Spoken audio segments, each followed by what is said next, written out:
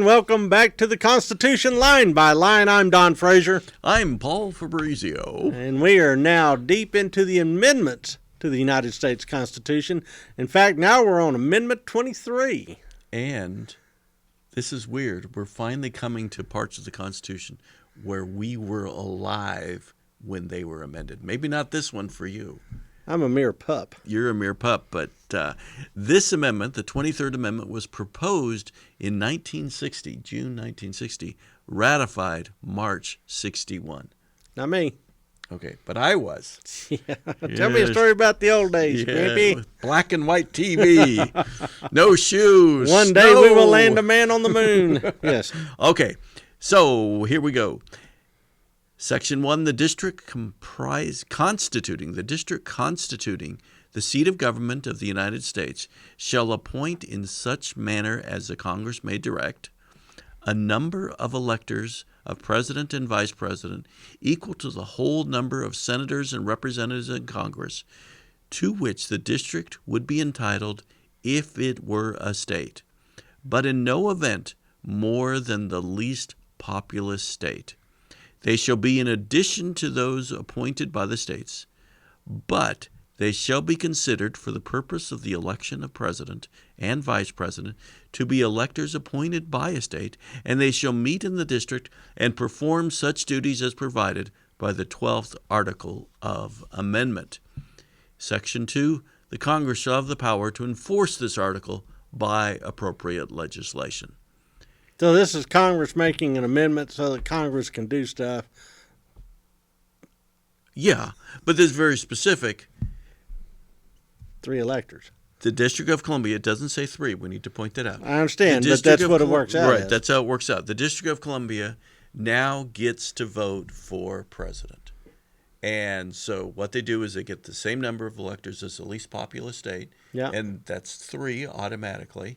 And there's 2, you have an elector for each senator and an elector for each member of the House. So that's 3 minimum that you could have. So which is larger, the District of Columbia or the least populous state? Because the least populous state is still Wyoming, isn't it? I don't know the answer to that question. That's a really good question. Because that would be interesting to me. And I apologize not knowing that. Well, we build you as being omniscient. Well, again, made a mistake there, too. One of many. Maybe that was hype. Yeah. So how do you feel about the people of the District of Columbia being able to vote for president?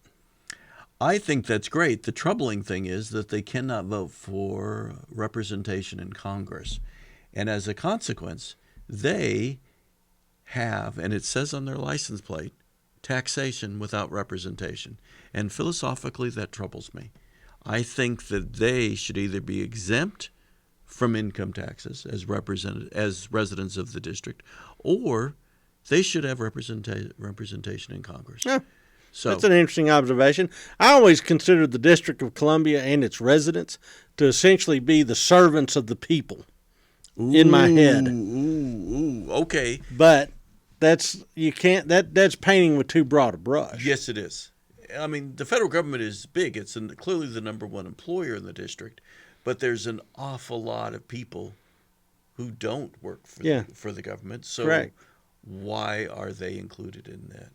You know, the whole idea of the district was basically it would be a home for the government, not connected to any state, so it wouldn't be subject to all the state pressures that would take place. Mm-hmm. But the simple reality is that the district is big enough that it has its own life, it has a government, and that government has its own issues, and that those issues are in competition with and struggle with the federal government. So, who is its overlord? Yeah, and I mean, one of the worst committee assignments you can be on in the House of Representatives, be on the committee that oversees the District of Columbia, because you're not from there.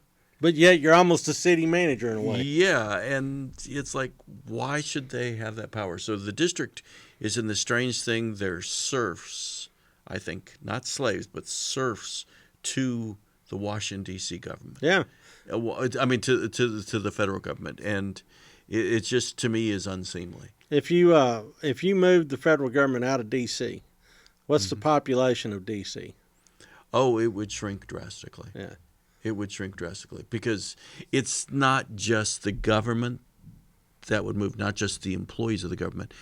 Unfortunately, with our built-up federal government bureaucracy and regulatory state, it would be all of the lobbyists, all Sure. of the corporations Absolutely. that have an interest in the government and its money. Yeah. And so, you drive up one of the highways going to D.C. and you can just see all these, the National Rifle Association, the NAACP. You see the Chamber of Commerce. You name an organization, and they're going to have big office right there. Labor unions, ACLU. Yeah, they're all going to have their offices there because that's where the government is, and that's who they want to focus on.